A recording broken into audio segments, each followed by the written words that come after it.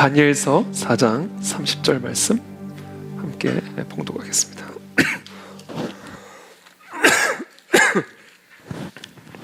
다니엘서 4장 30절부터 37절까지 말씀입니다.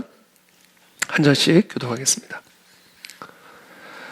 나 왕이 말하여 이르되 이 큰 바벨론은 내가 능력과 권세로 건설하여 나의 도성으로 삼고 이것으로 내 위엄의 영광을 나타낸 것이 아니냐 하였더니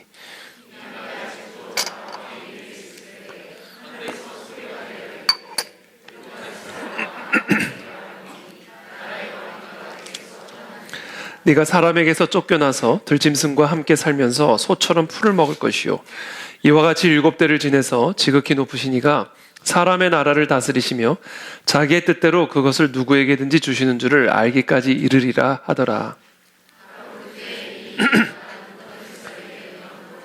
내가 사람에게 쫓겨나서 소처럼 풀을 먹으며 몸이 하늘 이슬에 젖고 머리털이 독수리 털과 같이 자랐고 손톱은 새 발톱과 같이 되었더라. 그 기한이 참에 나 느부갓네살이 하늘을 우러러 보았더니 내 총명이 다시 내게로 돌아온지라. 이에 내가 지극히 높으신 이에게 감사하며 영생하시는 이를 찬양하고 경배하였나니 그 권세는 영원한 권세요 그 나라는 대대에 이르리로다.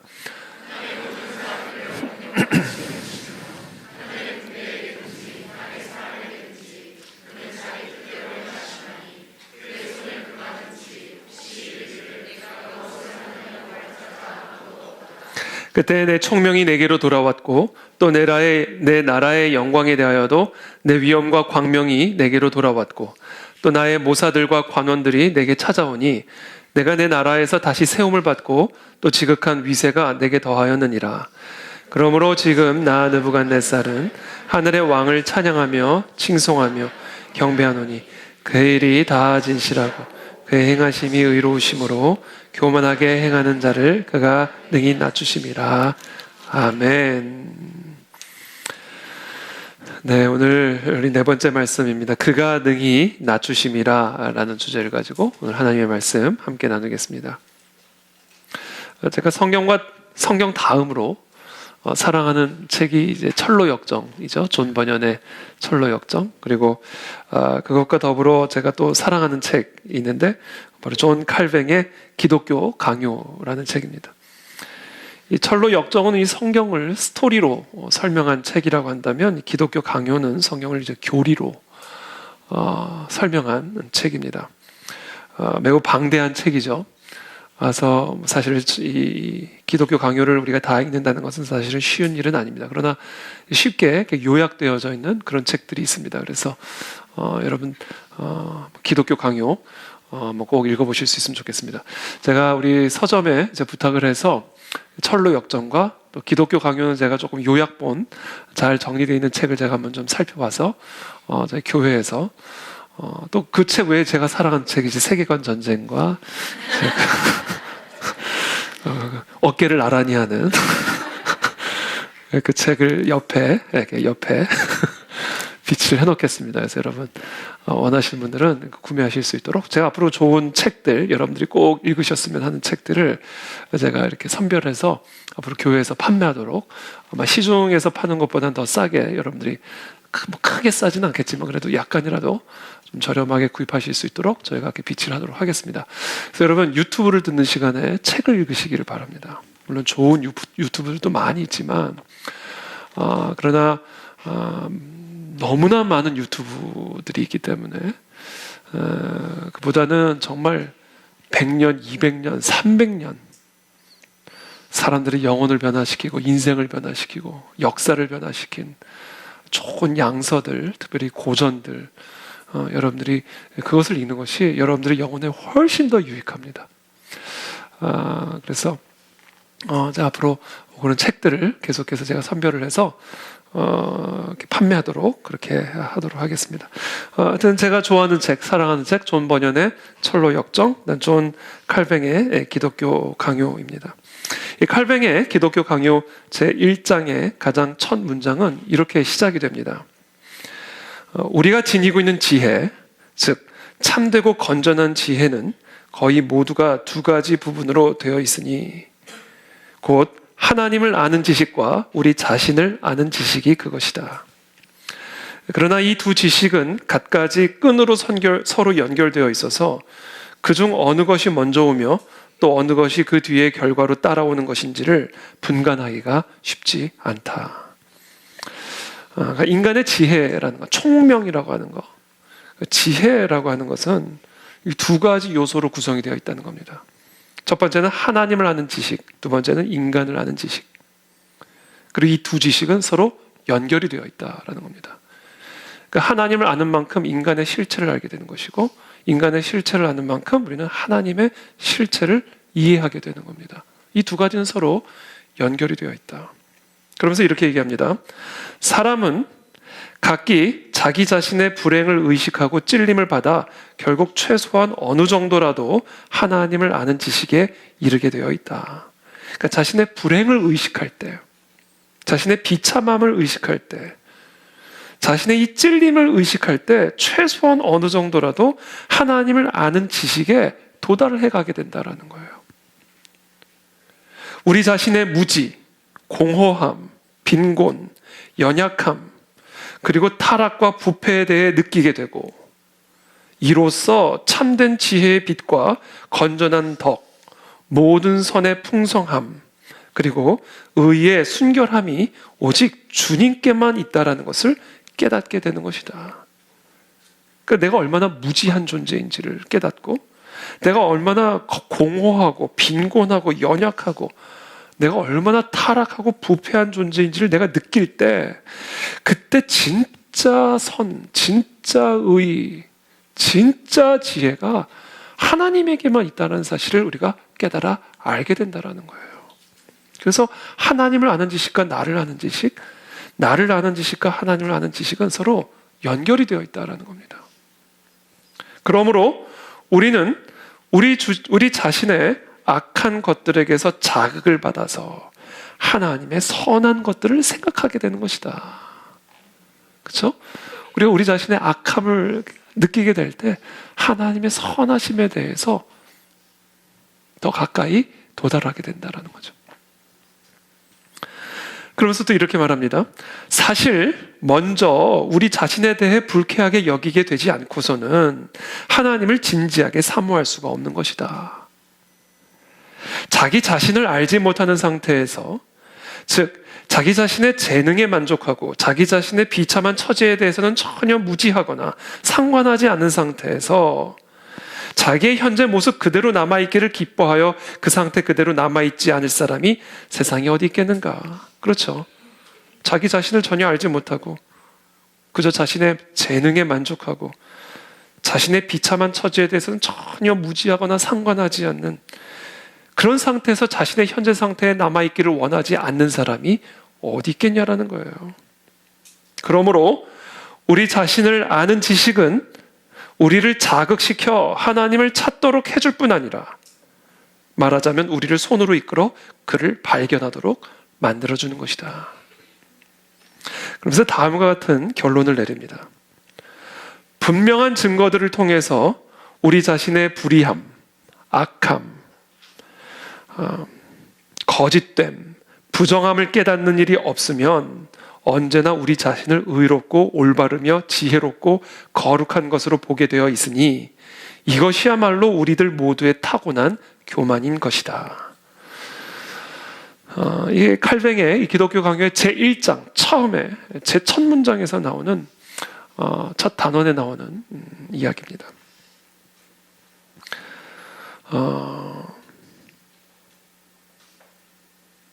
그런 의미에서 이제 우리 자신을 아는 지식과 하나님을 아는 지식이 이제 연결되어 있다라는 것이죠.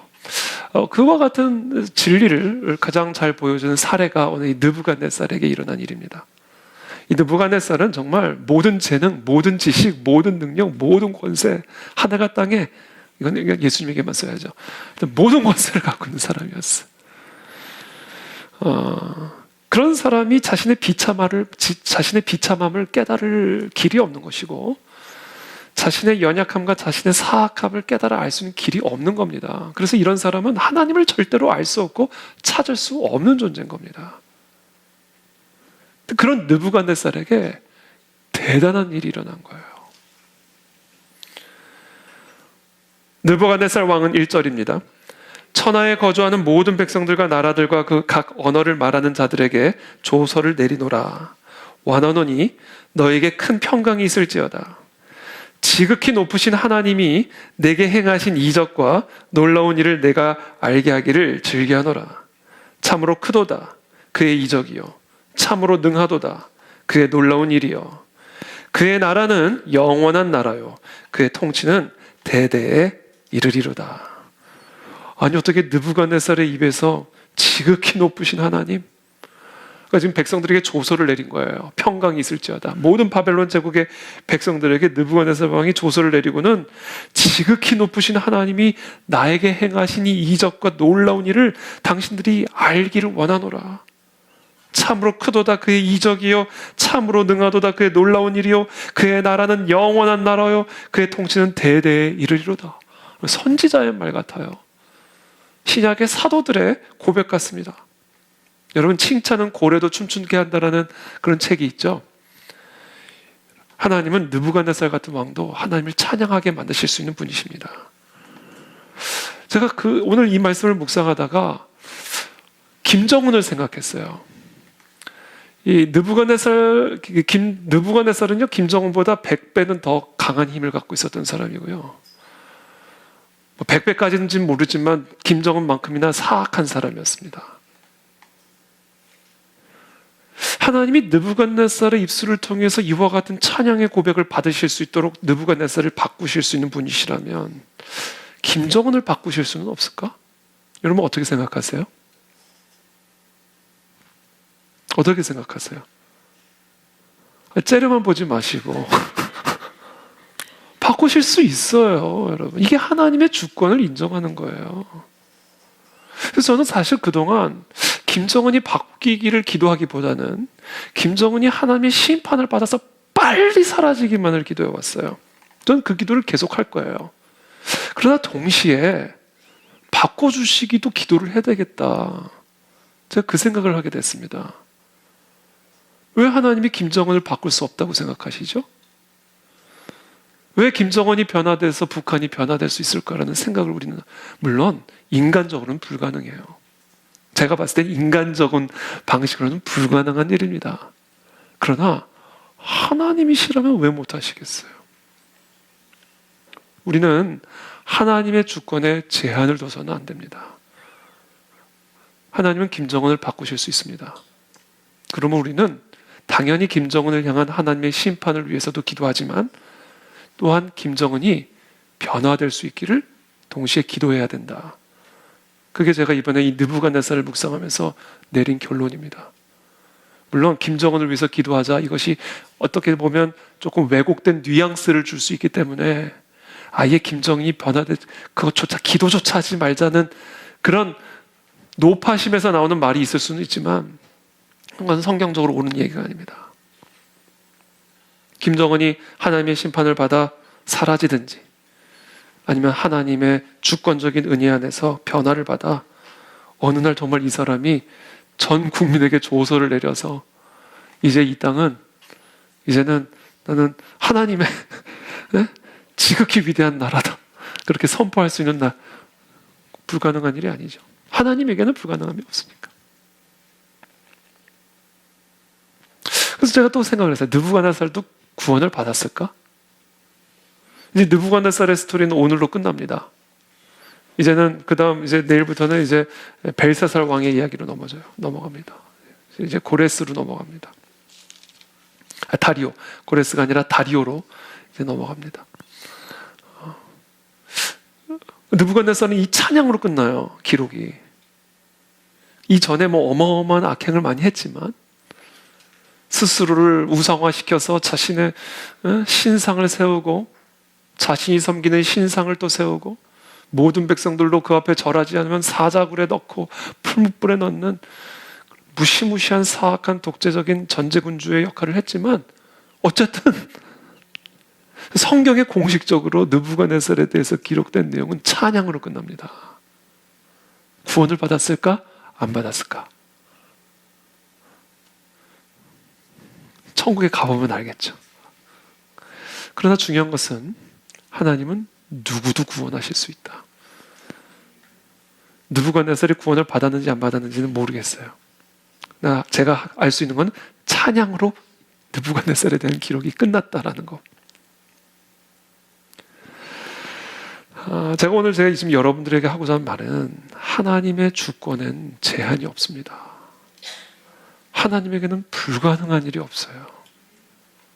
그렇기 때문에 우리가 스스로 이념에 갇혀, 사상에 갇혀, 사람들의 생각의 수준에 갇혀, 개인적인 분노에 갇혀서 하나님의 지혜와 하나님의 능력과 하나님의 뜻을 제한해서는 안 된다라는 거예요. 거기서부터 우리의 진정한 예배는 시작이 될 수 있고, 그와 같은 예배를 통해서 하나님은 진짜 하나님의 위대하심을 우리 가운데 드러내실 수가 있다는 말입니다. 그럼 오늘 이 시간 꼭 다른 사람들에 대해서뿐만 아니라 나 자신 또 우리의 삶에 대해서도 마찬가지고요. 이 나라와 이 민족에 대해서도 마찬가지입니다. 하나님은 무슨 일이든지 하실 수 있는 그 하나님임을 우리는 신뢰하고 그 하나님만을 온전하게 예배하는 참된 예배자로 우리 그 안에 진리교회는 든든하게 세워지게 되기를, 한국교회가 든든하게 세워지게 되기를 예수님 이름으로 축복합니다. 이념과 사상이, 인간의 수준과 분노가 하나님의 하나님 되심을 훼손하고 해치는 일들이 한국교회 안에서 일어나지 않게 되기를 예수님 이름으로 축복합니다. 진정한 예배가 살아나야 됩니다. 그때 하나님은 하나님의 위대하심을 우리 가운데 나타내십니다. 자, 그렇다면 도대체 이 느부갓네살에게 무슨 일이 일어난 것일까? 다니엘서 4장 4절부터 보면요, 느부갓네살이 집에서 자다가요, 맨날 이 사람은 잠만 자다 꿈을 또 꿔요. 근데 그 꿈은 항상 두려운 꿈이에요.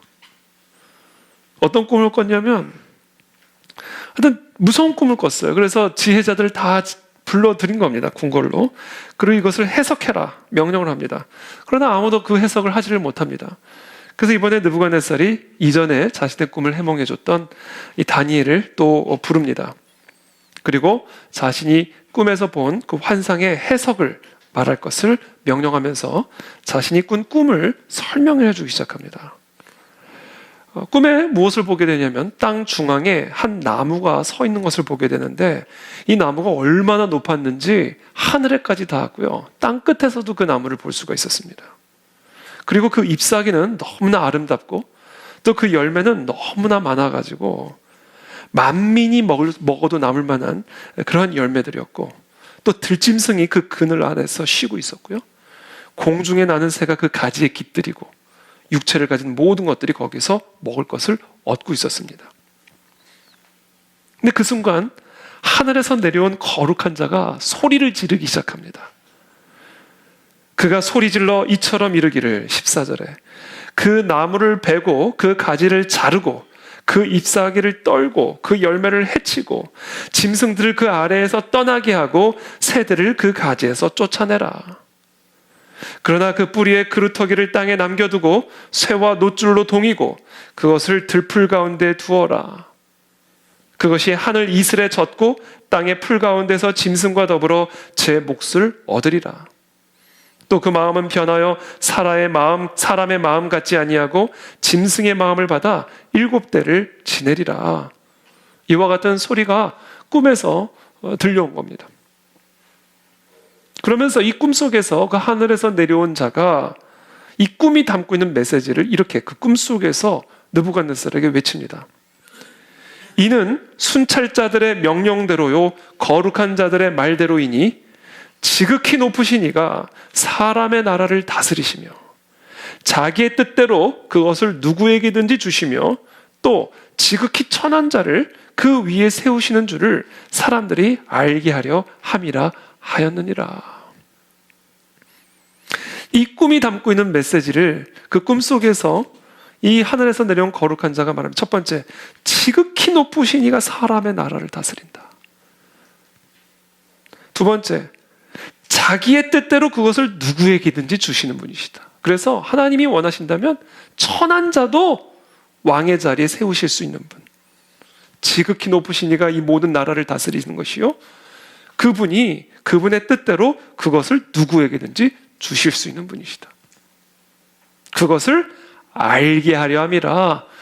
이게 바로 이 꿈 안에 담겨져 있는 메시지라는 거예요. 그러니까 알게 하기 위해서 이 꿈을 주신 거예요.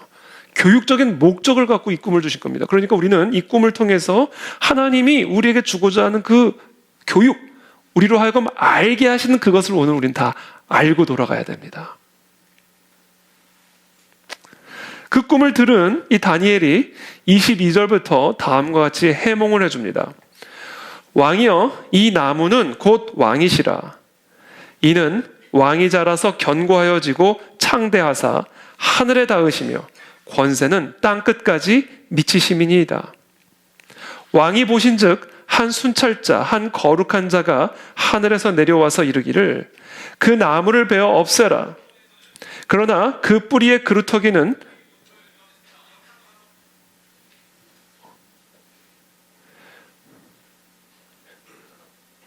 다시 저 어디 있는지 까먹었어. 다시 22절부터 제가 다시 읽겠습니다. 처음부터. 왕이여, 이 나무는 곧 왕이시라. 이는 왕이 자라서 견고하여지고 창대하사 하늘에 닿으시며 권세는 땅 끝까지 미치심이니이다. 왕이 보신즉 한 순찰자, 한 거룩한 자가 하늘에서 내려와서 이르기를 그 나무를 베어 없애라. 그러나 그 뿌리의 그루터기는 땅에 남겨두고 쇠와 노줄로 동이고 그것을 들풀 가운데에 두라. 그것이 하늘 이슬에 젖고 또 들짐승들과 더불어 제 몫을 얻으며 7대를 지내리라 하였나이다. 왕이여, 그 해석은 이러하니이다. 곧 지극히 높으신 이가 명령하신 것이 내 주 왕에게 미칠 것이라. 왕이 사람에게서 쫓겨나서 들짐승과 함께 살며 소처럼 풀을 먹으며 하늘 이슬에 젖을 것이요 이와 같이 7대를 지낼 것이라. 그때 지극히 높으신 이가 사람의 나라를 다스리시며 자기의 뜻대로 그것을 누구에게든지 주시는 줄을 아시리이다. 또 그들이 그 나무 뿌리에 그루터기를 남겨두라 하였은즉 하나님이 다스리시는 줄을 왕이 깨달은 후에야 왕의 나라가 견고하리이다. 지금 이 다니엘의 해몽 첫 번째 똑같아요. 하나님이 그 꿈속에서 하신 말씀 그대로입니다. 첫 번째입니다. 지극히 높으신 이가 사람의 나라를 다스리시며, 두 번째, 자기의 뜻대로 그것을 누구에게든지 주시는 줄을 알게 될 것이다. 세 번째, 이 사실을 깨달은 후에야, 이 사실을 알게 된 후에야 왕의 나라가 견고하게 되리이다. 여러분, 이 사실을 깨달은 후에야 저와 여러분들의 삶이 견고해질 수가 있습니다. 이 사실을 깨달은 후에야 우리의 가정이, 우리의 나라와 민족이 견고해질 수가 있습니다. 이 나라, 이 민족 가운데 이 사실을 깨달은 백성들이 많아지면 많아질수록 이 나라, 이 민족은 견고해지게 될 것입니다. 우리의 삶을 견고하게 만들어주는 이 진리, 우리의 가정과 우리의 나라와 우리의 민족을 견고하게 만들어주는 이 진리, 그 진리는 지극히 높으신 이가 사람의 나라를 다스리시며 자기의 뜻대로 그것을 누구에게든지 주실 수 있다는 진리입니다. 이 세상의 모든 것이 다 하나님의 뜻대로, 하나님의 마음대로 이루어진다는 진리예요. 이게 다 하나님 마음이라는 겁니다. 한마디로 하나님의 주권에 관한 진리입니다. 그게 오늘 제가 여러분들과 나누고자 하는 주제입니다. 하나님의 주권. 여러분, 이 세상에서 일어나고 또 벌어지고 있는 모든 일들은 오로지 하나님의 마음에 달려있는 거예요. 우리가 보기에 그것이 선한 것이든 악한 것이든 좋아 보이든 나빠 보이든 이해가 되든 이해가 되지 않든 이 모든 일들은 다 하나님의 마음대로 일어나는 일들입니다.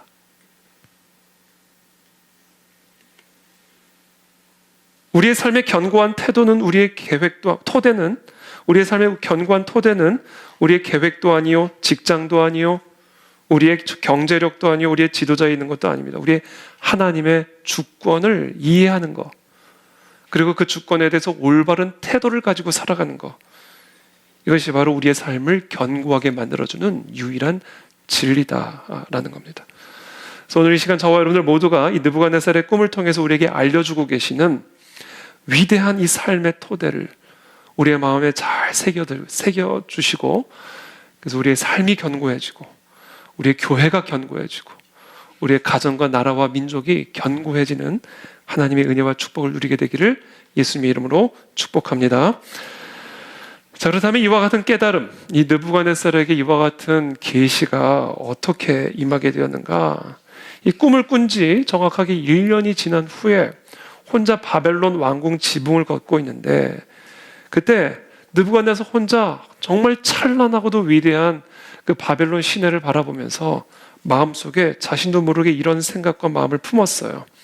나 왕이 말하여 이르되 이 큰 바벨론은 내가 능력과 권세로 건설하여 나의 도성으로 삼고 이것으로 내 위엄의 영광을 나타낸 것이 아니냐 하였더니.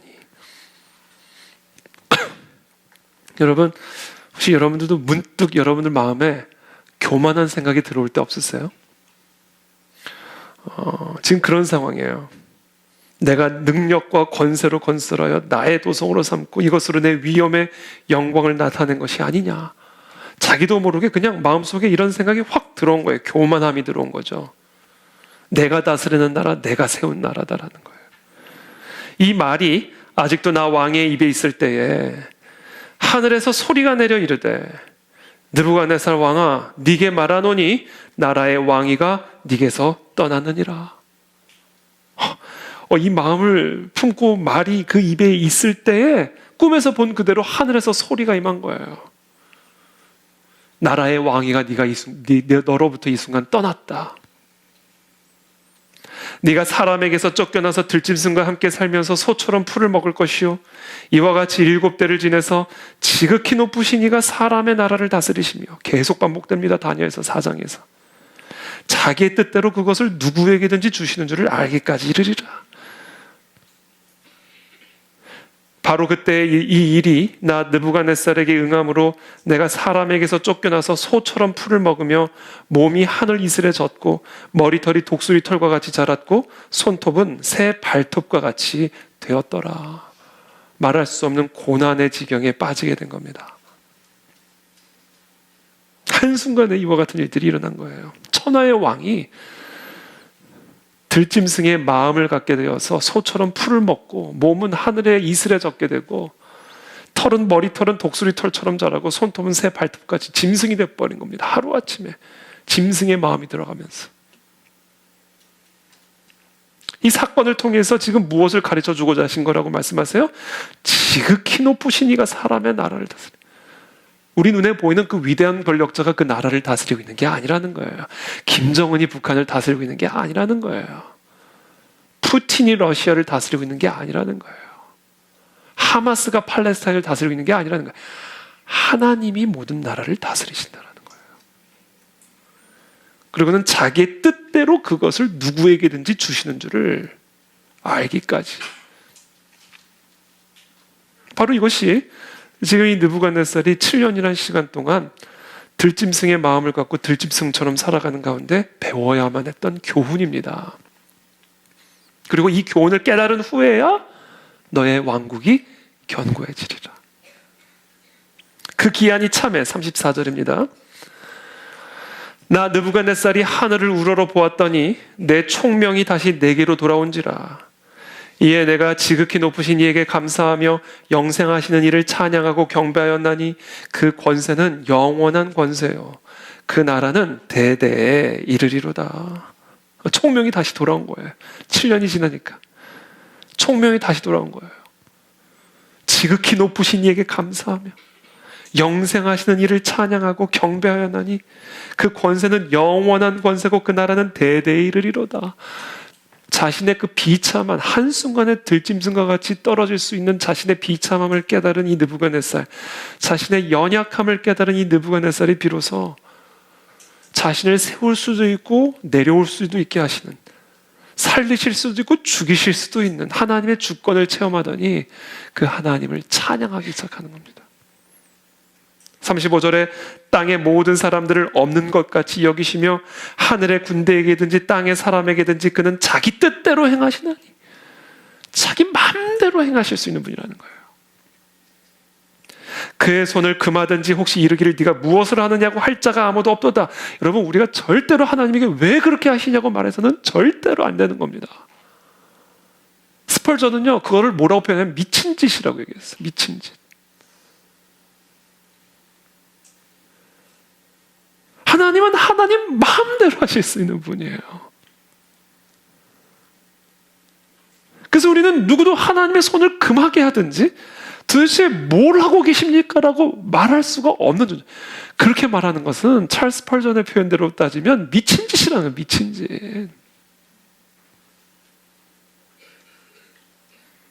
36절에 그때에 내 총명이 내게로 돌아왔고 또 내 나라의 영광에 대하여도 내 위엄과 광명이 내게로 다 돌아오기 시작하는 거야. 이 총명을 깨닫게 되니까 정말 모든 건 하나님 뜻대로 하시는구나. 마음대로 하실 수 있는 분이시구나. 지극히 높으신 분이 모든 것을 다스리시고 소유하고 계시는구나. 누구도 그분의 손을 금할 수가 없는 것이구나 라는 사실을 7년이라는 시간 동안 들짐승처럼 살아가는 과정에서 깨닫자 총명이 돌아온 거야. 총명이. 내 위엄과 광명이 내게로 돌아왔고 다 돌아오기 시작합니다. 떠나갔던 것들이. 또 나의 모사들과 관원들이 다 내게 찾아오니 내가 내 나라에서 다시 세움을 받고 또 지극한 위세가 내게 더하였느니라. 그러므로 지금 나 느부갓네살은 하늘의 왕을 찬양하며 칭송하며 경배하노니 그의 일이 다 진실하고 그의 행하심이 의로우심으로 교만하게 행하는 자를 그가 능히 낮추심이라. 여러분, 이것을 우리 모두가 다 깨달아 알게 되는 총명이 임하게 되기를 원합니다. 이걸 우리가 광야에서 경험하게 된다는 거예요. 광야. 우리가 광야 그러면 꽝이야 이렇게 생각하죠. 아니에요. 광야는 꽝야가 아니에요. 하나님의 임재, 빛광이며 빛광. 하나님의 영광스러운 임재를 체험하는 들판입니다. 우리는 그곳에서 나의 연약함을 알게 되기 때문에, 나의 비천함을 알게 되기 때문에, 정말 내가 꽝이라는 사실을 알게 되기 때문에 진짜 광 되시는 하나님을 보는 눈이 열리게 되는 거예요. 그게 지금 느부갓네살이 체험한 것이고 그때 모든 것이 다 돌아옵니다.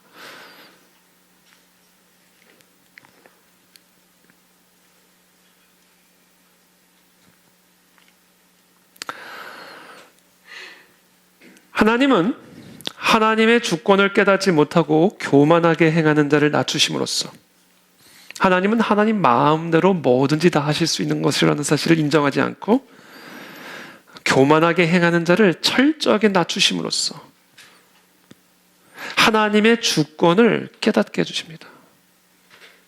내 마음대로 되는 게 아니라 하나님 마음대로 되는 거구나.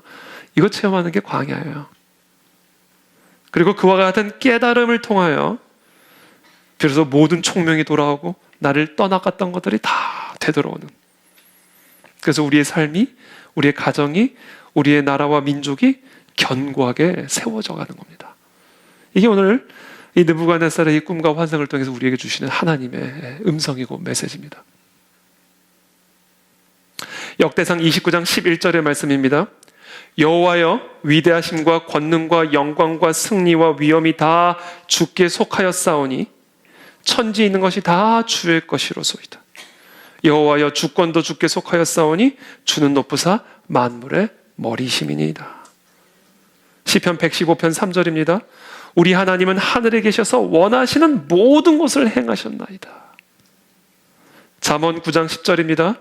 여호와를 경외하는 것이 지혜의 근본이요 거룩하신 자를 아는 것이 명철이니라, 총명이니라.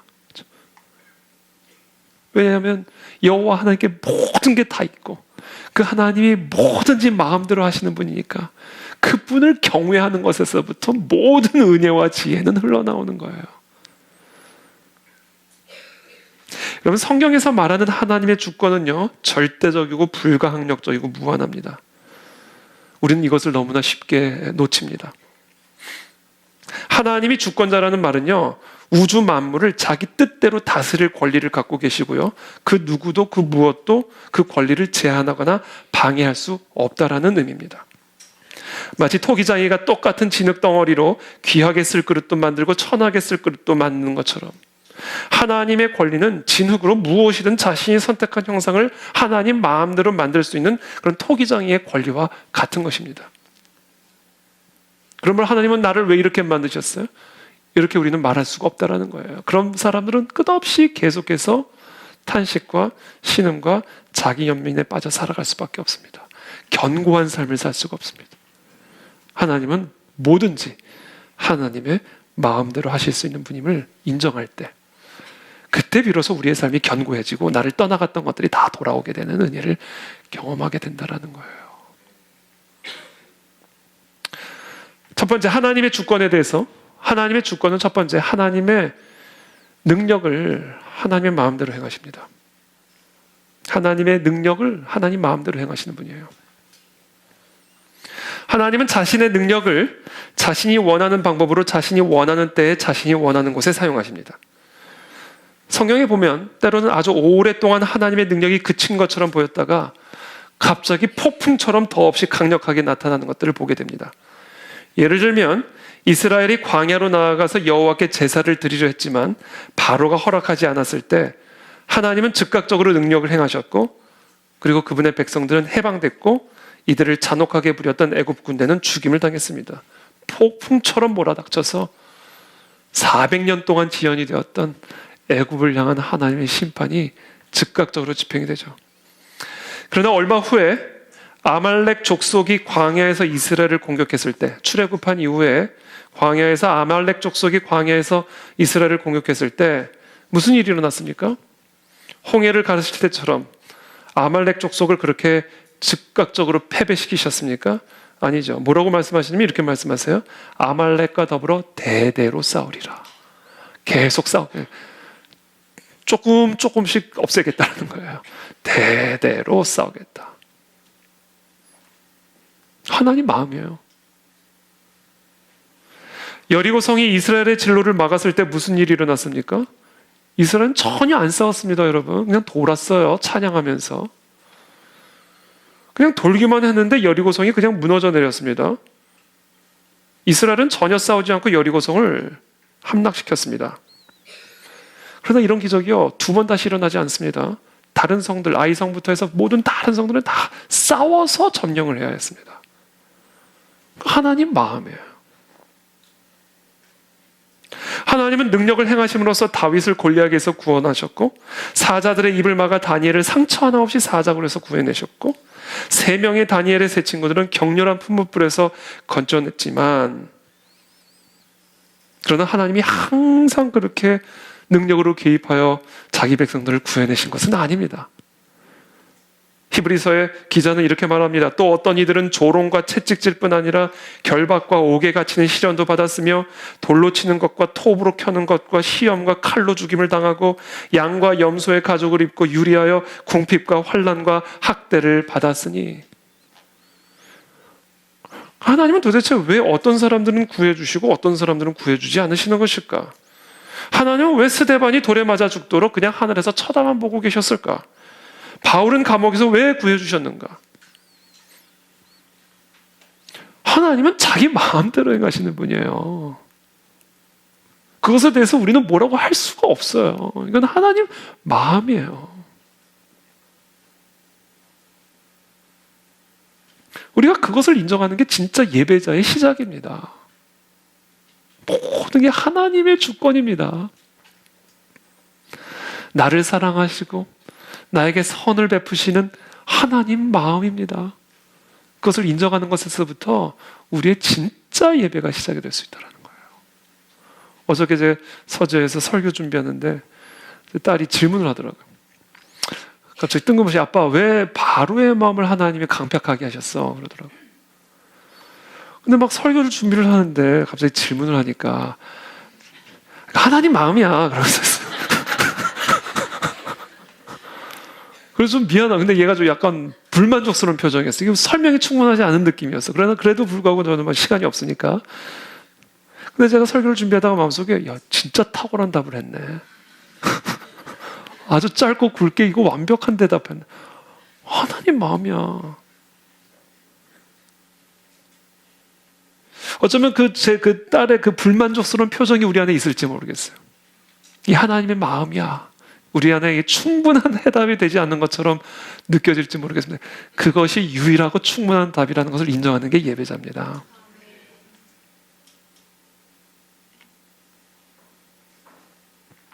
두 번째, 하나님 마음대로 능력을 행하실 뿐만 아니라 하나님 마음대로 자비를 베푸십니다.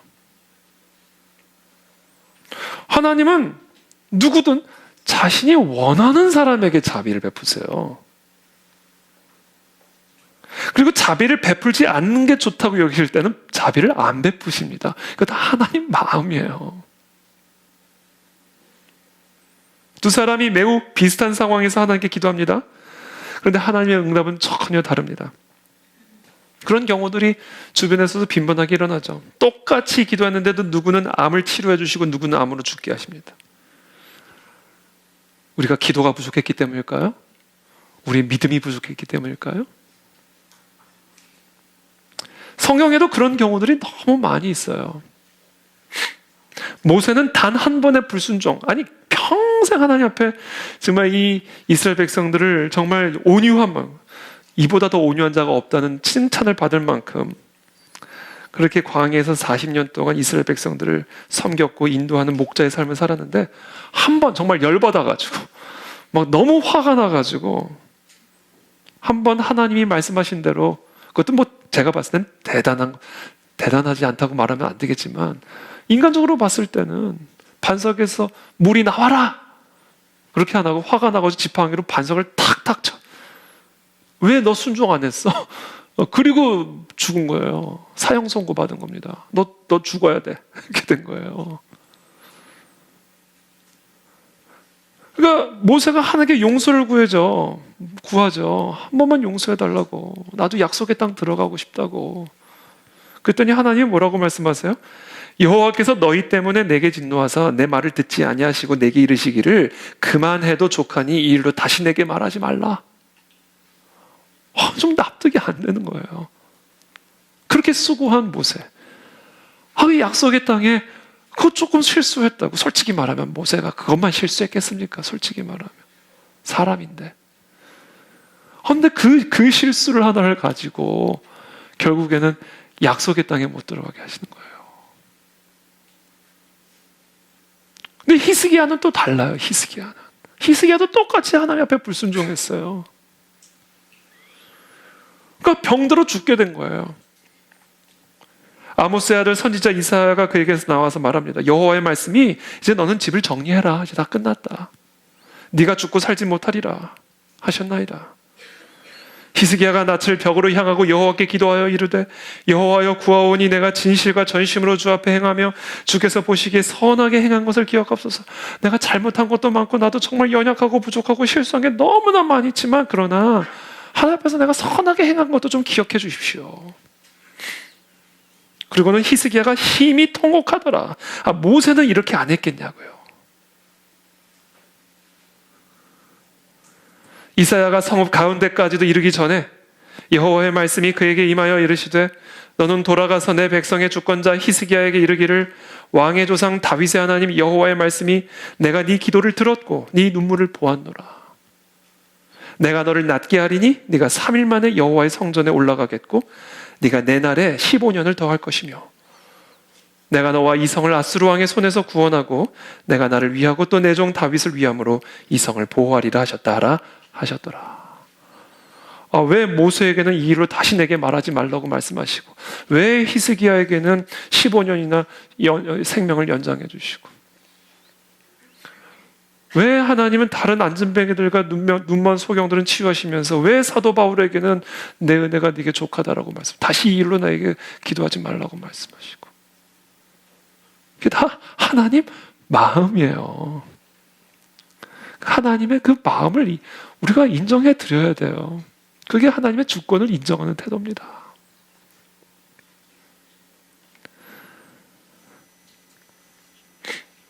세 번째, 하나님은요, 하나님 마음대로 사랑하세요. 하나님은 사랑이시죠. 그러나 하나님은 하나님 마음대로 사랑하십니다. 하나님이 사랑하고 싶은 자를 사랑하시고 사랑하고 싶지 않은 자를 미워하십니다. 하나님은 모두를 다 사랑하지 않으십니다. 이 말은 참 받아들이기 어려운 말이에요. 기록된 바 내가 야곱은 사랑하고 에서는 미워하였다 하심과 같으니라. 태어나기도 전에 에서가 특별히 나쁜 짓을 하기도 전에 엄마 뱃속에 잉태됐을 때 그때부터 하나님은 야곱을 사랑하고 에서를 미워하셨대요. 이거를 이해하려고만 한대요. 이건 하나님 마음이에요. 그걸 인정해드려야 돼요. 그때 우리가 진짜 낮아지는 거예요. 그런즉 우리가 무슨 말을 하리요? 할 말 없어요. 하나님께 불의가 있느냐? 그럴 수 없느니라. 모세에게 이르시되 내가 긍휼히 여길 자를 긍휼히 여기고 불쌍히 여길 자를 불쌍히 여기리라 하였으니 그런즉 원하는 자로 말미암음도 아니요 다른 박질하는 자로 말미암음도 아니요 오직 긍휼히 여기시는 하나님으로 말미암음이니라. 성경이 바로에게 이르시되 내가 이 일을 위하여 너를 세웠으니 곧 너로 말미암아 내 능력을 보이고 내 이름이 온 땅에 전파되게 하려 함이라 하셨으니 그런즉 하나님께서 하고자 하시는 자를 긍휼히 여기시고 하고자 하시는 자를 완악하 하나님 마음인 거예요. 느부갓네살에게는 이런 계시를 3번씩이나 처음에는 돌이 날라와서 신상 깨트리는 꿈을 통해서 2번째는 풀무불에 들어가 있는데 4번째 사람이 이 세 친구들과 함께 걸어다니는 모습을 바라보면서 그리고 마지막으로 2번째, 3번째는 이렇게까지 행하시면서 느부갓네살을 끝까지 결국은 하나님을 찬양하는 자로 만들어 주셨잖아요. 근데 바로는 끝까지 하나님을 찬양을 거부하고 예배를 거부하는 완악한 자가 되게 하셨어요. 하나님 마음입니다. 19절에 로마서 제가 지금 말씀 좀 계속해서 19절 계속 말합니다. 혹 네가 내게 말하기를 그러니까 만약에 하나님은 왜 이 사람은 사랑하고 저 사람은 사랑 안 하세요? 그렇게 생각하고 있는 우리가 만약에 말하기를 그러면 하나님이 어찌하여 허물하시느냐 누가 그 뜻을 대적하느냐 하리니 이 사람아 네가 누구이기에 감히 하나님께 반문하느냐. 반문하지 말라는 거예요. 지음을 받은 물건이 지은 자에게 어찌 나를 이같이 만들었느냐 말하겠느냐. 토기장이가 진흙 한 덩이로 하나는 귀 있을 그릇을 하나는 천 있을 그릇을 만들 권한이 없느냐. 만일 하나님이 그의 진노를 보이시고 그의 능력을 알게 하고자 하사 멸하기로 준비된 진노의 그릇을 오래 참으심으로 관용하시고 또한 영광 받기로 예비하신 바 긍휼의 그릇에 대하여 그 영광의 풍성함을 알게 하고자 하셨을지라도 무슨 말을 하리요? 그렇죠? 한 사람은 영광의 그릇으로 쓰고 한 사람은 진노의 그릇으로 쓰고 그거 토기장이 마음이지. 네가 누구이간데 토기장에게 반문하느냐 그 얘기하는 거예요. 그러니까 하나님은요, 하나님이 사랑하는 자를 사랑하시고 하나님이 주권적으로 미워하는 자는 미워하시는 거예요. 하나님 마음이에요. 그러니까 이게 은혜라는 거예요. 우리가 하나님의 사랑을 받은 하나님의 자녀가 우리가 되고 싶어서 된 게 아니라고요. 그냥 하나님의 주권적인 은혜로 된 거라는 거예요. 그래서 이것을 그래서 우리가 이것을 선택받았다라고도 표현하는 것이고 성경에서 또 예정되었다라고도 표현하는 거예요. 하나님 마음이라는 거예요. 그러니까 이게 우리가 자랑할 게 아무것도 없는 거라는 겁니다. 저도 제가 어떻게 크리스천이 됐는지, 물론 예수님을 믿는 부모님 밑에서 태어났기 때문에 신앙을 갖게 됐지만, 그럼 또 내가 왜 목사가 됐는지 하나님의 예정인 거예요. 하나님의 선택인 겁니다. 여러분들이 불교 집안에서 태어난 분들도 있을 것이고 우상숭배 집안에서 태어난 분들도 계실 텐데, 여러분들의 친척은 구원을 못 받았는데 여러분들은 구원을 받은 하나님의 자녀가 하나님의 선택인 거예요. 그래서 우리가 할 수 있는 말이 없는 겁니다.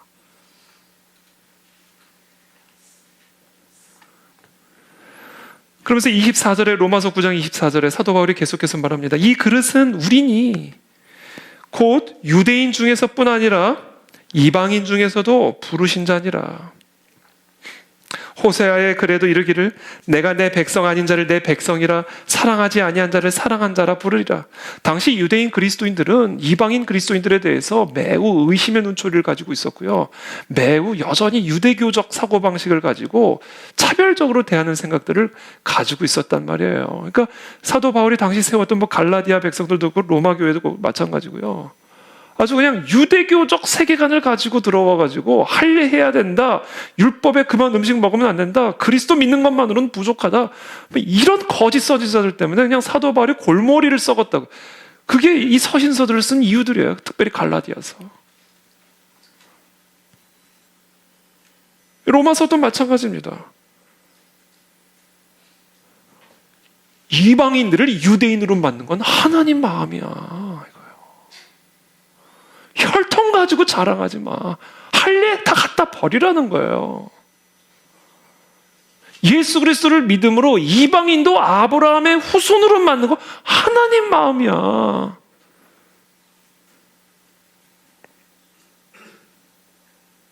(26절에) 너희는 내 백성이 아니라 한 그곳에서 그들이 살아계신 하나님의 아들이라 일컬음을 받으리라 함과 같으니라. 또 이사야가 이스라엘에 관하여 외치되 이스라엘 자손들의 수가 비록 바다의 모래 같을지라도 남은 자만 구원을 받으리니, 이스라엘에 관해서 하나님이 예언한 거예요. 혈통적 이스라엘, 아브라함의 혈통적 이스라엘이라고 다 구원을 받았다고? 바다의 모래와 같이 이스라엘 유대인들이 많아도 남은 자만 구원을 받으리라. 3절에 에베소서 1장 3절에 찬송하리로다 하나님 곧 우리 주 예수 그리스도의 아버지께서 그리스도 안에서 하늘에 속한 모든 신령한 복을 우리에게 주시되. 여기서 우리는 누구예요? 이방인도 포함된 그리스도인이에요. 유대인 이방인 아니에요. 그리스도인이에요. 그리스도인. 그리스도인에게 이 모든 신령한 복을 주신 거예요. 여기서 유대인 이방인 따지지 말라는 거예요. 더 이상. 곧 창세전에 그리스도 안에서 우리를 택하사, 하나님 마음인 거예요. 우리를 택한 게. 우리로 사랑 안에서 그 앞에 거룩하고 흠이 없게 하시려고 그 기쁘신 뜻대로 우리를 예정하사 예수 그리스도로 말미암아 자기의 아들들이 되게 했다는 거예요. 아브라함의 후손들이 되게 했다는 거예요. 누구 마음대로? 하나님 마음대로. 창세전부터 하나님이 뜻하신 바대로 나를 크리스찬으로 불러주셨고 우리 모두를 하나님의 아들들, 딸들로 불러주셨다는 거예요. 그거 다 하나님 마음이라는 거예요.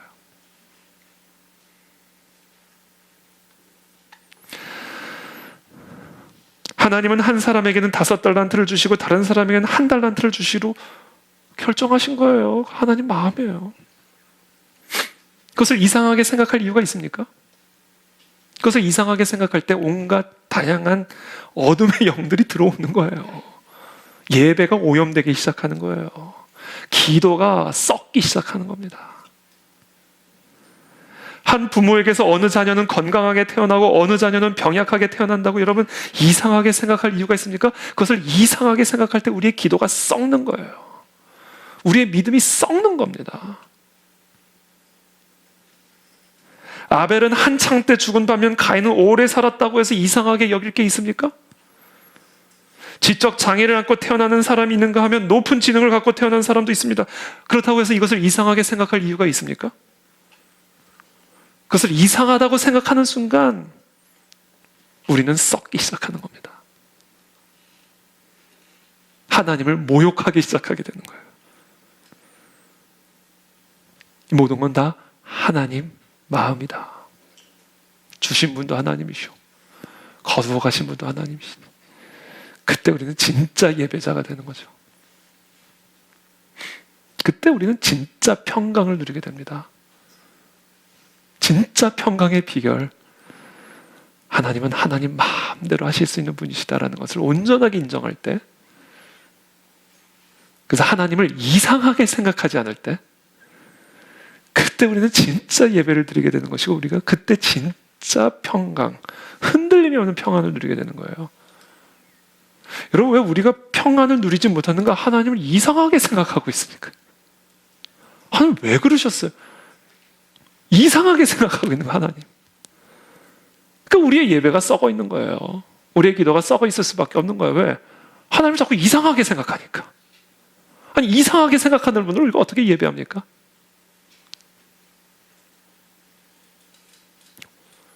우리는 마태복음에서 예수님의 말씀처럼 이렇게 해야 돼. 옳소이다. 이렇게 된 것이 아버지의 뜻이니이다. 이게 진짜 예배자입니다. 그때 평강이 진짜 올라옵니다.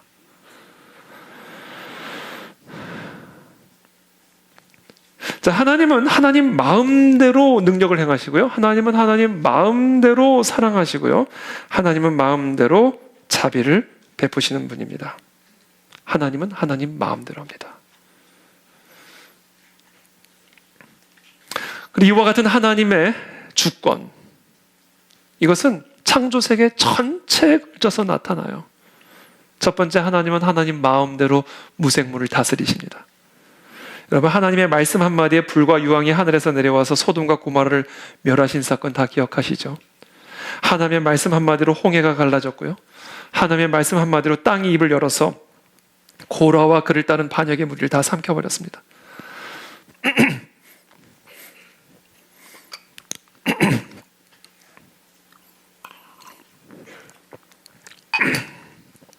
느부갓네살은 풀무불을 평소보다 7배나 더 뜨겁게 해서 하나님의 세 자녀를 다 던져넣었지만 이들을 던져넣은 자들은 다 죽었지만 이 세 사람은 옷조차 거스르지 않았습니다. 하나님은 무생물까지 다 다스리세요.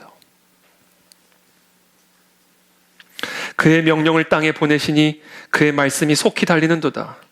눈을 양털같이 내리시며 서리를 재같이 흩으시며 우박을 떡 부스러기같이 뿌리시나니 누가 능히 그의 추위를 감당하리요.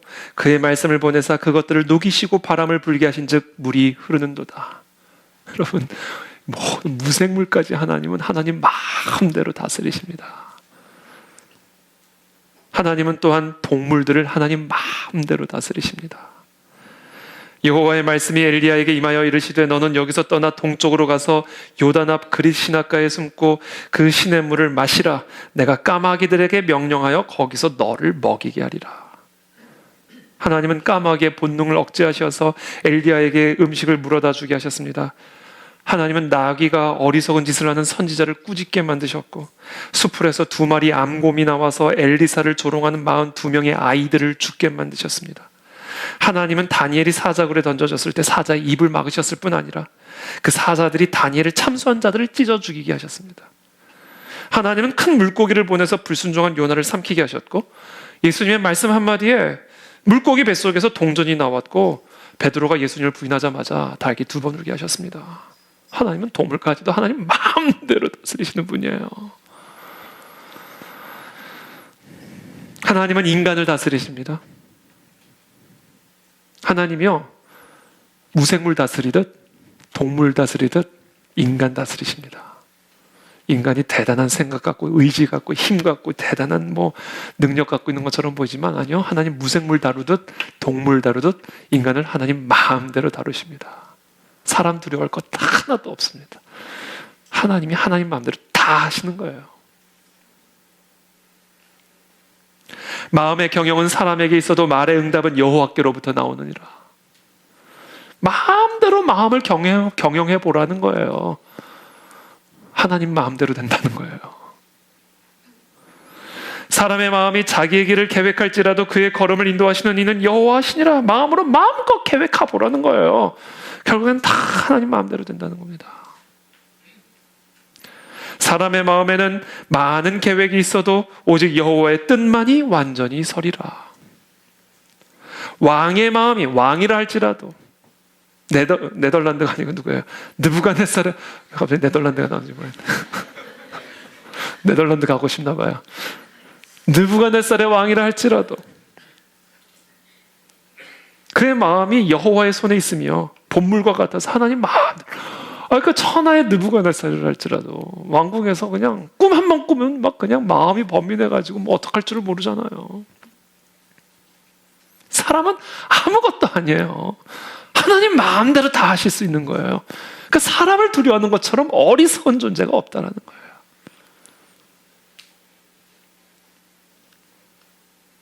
사람이 뭘 원하고 사람이 뭘 계획하든지 결국 다 하나님 마음대로 됩니다. 그는 뜻이 일정하시대요. 이미 정해졌다는 거예요. 누가 능히 돌이키랴. 우리가 많은 계획을 해도 하나님이 정한 뜻대로 다 된다는 겁니다. 그의 마음에 하고자 하시는 것이면 그것을 행하시나니. 그러니까 지혜는 뭐예요? 계획 짜는 거 아니에요. 하나님 뜻에 그냥 굴복하는 거예요. 여호와께서 나라들의 계획을 폐하시면 나라의 계획도 마찬가지예요. 나라의 계획이라고 달라지지 않아요. 나라들의 계획을 폐하시면 민족들의 사상을 무효하게 하시도다. 어마무시한 사상들이 나와도 아무 쓸데없다는 거예요. 사상 두려워할 필요 없다는 겁니다. 여호와의 계획은 영원히 서고 그의 생각은 대대에 이르리로다. 하나님 계획만 섭니다. 무슨 사상 세우고 무슨 계획 세워도 하나님의 계획만 세워지는 거예요. 여러분, 우리가 두려울 게 하나도 없는 겁니다. 그의 앞에는 모든 열방이 아무것도 아니라, 모든 열방 아무것도 아니라는 거예요. 그는 그들을 없는 것 같이 빈 것 같이 여기시느니라. 그런즉 너희가 하나님을 누구와 같다 하겠으면 무슨 형상을 그에게 비기겠느냐. 저는 아무 염려 없습니다. 우리 모두에게 아무 염려 없어지게 되길 축복합니다. 우리가 나라와 민족을 위해서 기도하지만 나라와 민족을 위해서 기도할 때요, 우리가 염려와 두려움을 가지고 기도하는 것은 그것이 기도 자체가 썩어 있는 기도예요. 그건 하나님이 드실 수 없는 썩은 기도입니다. 그거는. 우리의 기도는요, 이와 같은 하나님의 주권을 인정하는 기도가 돼야 돼요. 그래서 모든 기도는 예배인 거예요.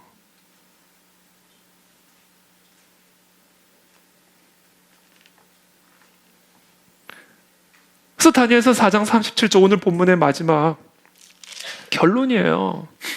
느부갓네살의 결론이고 하나님이 이 꿈을 통해서 우리에게 주시는 메시지의 결론입니다. 4장 37절 다 같이 한번 읽어보겠습니다. 시작.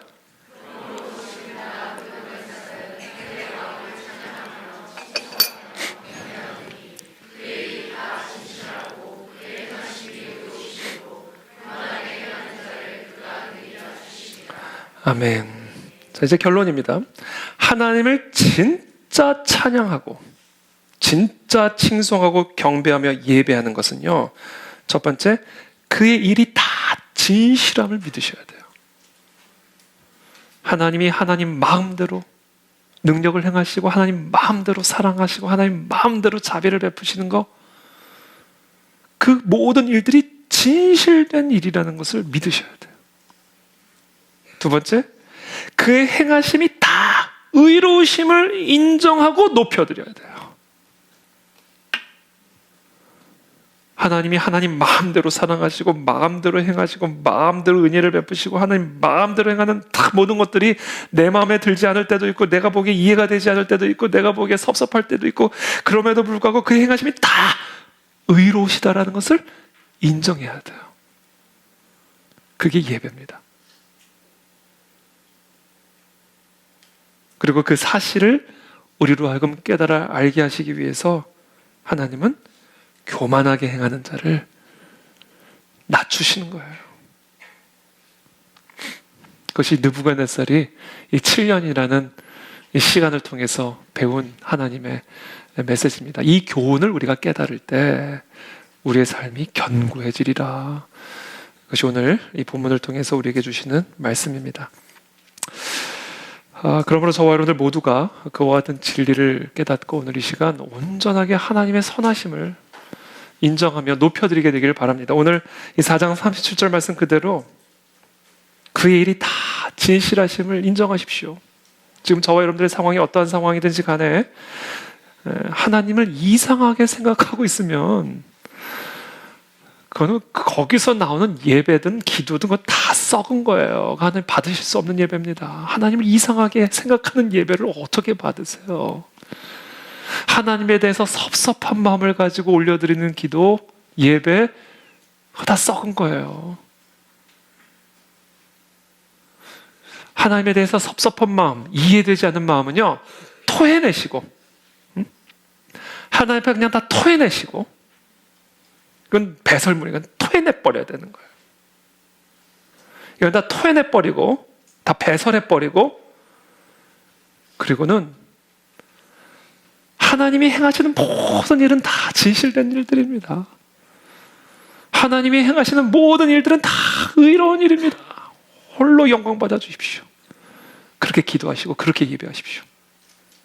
그때 하나님이 받으실 수 있는 예배가 되고, 그때 하나님이 받으실 수 있는 기도가 되고, 그때 비로소 우리의 삶은, 우리의 민족은 더 강력하게 견고하게 세워질 줄을 믿습니다. 그런 기도와 예배로 하나님 앞에 나아가는 저와 여러분들이 되시기를 예수님 이름으로 축복합니다. 기도하겠습니다.